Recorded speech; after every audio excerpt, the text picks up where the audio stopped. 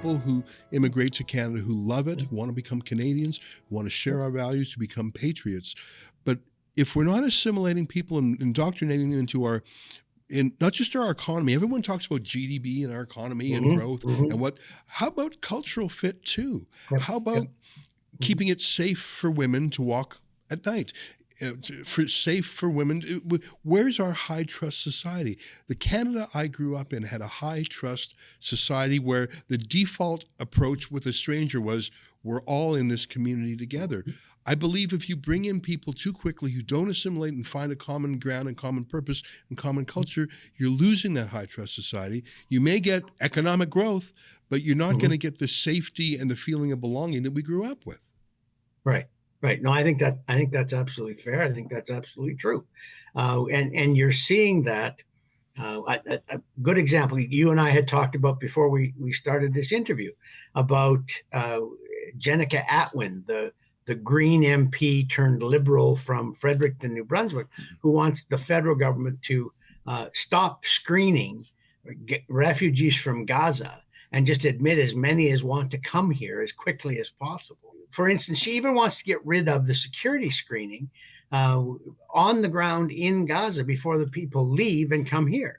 And that would, I think, simply lead to two things. First of all, it would lead to Hamas embedding its own operatives within what looks like a group of refugees, because Gaza controls who comes in and who gets out of Gaza. So of course they're going to put their own people in there. Right. There's going to be a lot of incentive for their own operators to get into those refugee groups because the Israelis are closing in. Right. And a lot of those people, if they don't get out, are going to get dead.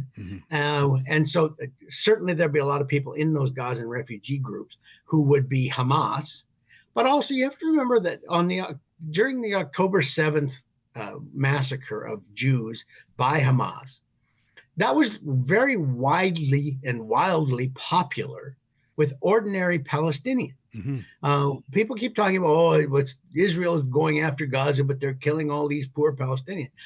First of all, under international law, if you started the war and now you're hiding behind civilians, their deaths are on your head, not on the head of the people who are defending themselves.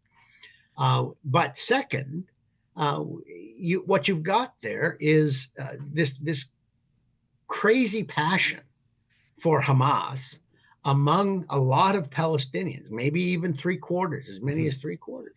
And so if you're admitting an awful lot of people to Canada who are passionately anti-Israel, anti-Semitic, and pro-Palestinian in large numbers, are they going to integrate into Canada and live by the peaceful code that we have here? Are they going to express their views in a non-violent way? Or are they simply going to start jumping on hospital entranceways in Toronto again and lighting off firebombs and having violent protests and calling for the death of Jews and maybe starting to attack Canadian government sites because they don't think the Canadian government is pure enough in its support for Palestine? We are simply inviting a ton of trouble. And that goes directly to what you're saying about when you allow in so many people with so many different views without doing any kind of screening. And at this end, getting rid of any kind of cultural training for Canadian values, then you're asking for trouble. Yeah. Well, let me close on this. In the United Kingdom, our alumnus, Tommy Robinson, who's, a controversial person to the world. I like him and I trust him, actually. He held a very large, very peaceful rally, the first on June 1st, the second on July 27th. We covered it, very peaceful. It was patriotic. It was multiracial, but it had a central message, which is stop mass immigration. So two huge peaceful rallies. But in the last week or so, there have been actual violent riots and counter riots in the UK and a lot of arrests of what I call Indigenous British people. They're the First Nations there. So, I mean, where does a Brit go if he wants to go back to his homeland? Well, there's really nowhere else to go.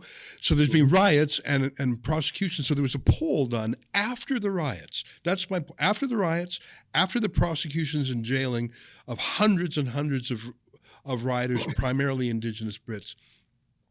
more than a third of Brits say that violence is a solution to mass immigration. That is a shocking and terrifying number. Mm-hmm. A third say, according to a poll that was just released, I think yesterday.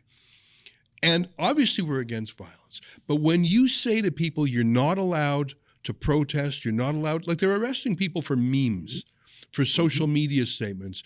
For one person in Northern Ireland was jailed for simply watching the riot. Not participating, not hollering, not heckling, just he was a curious observer, which, by the way, is a definition of a journalist, too. Mm-hmm.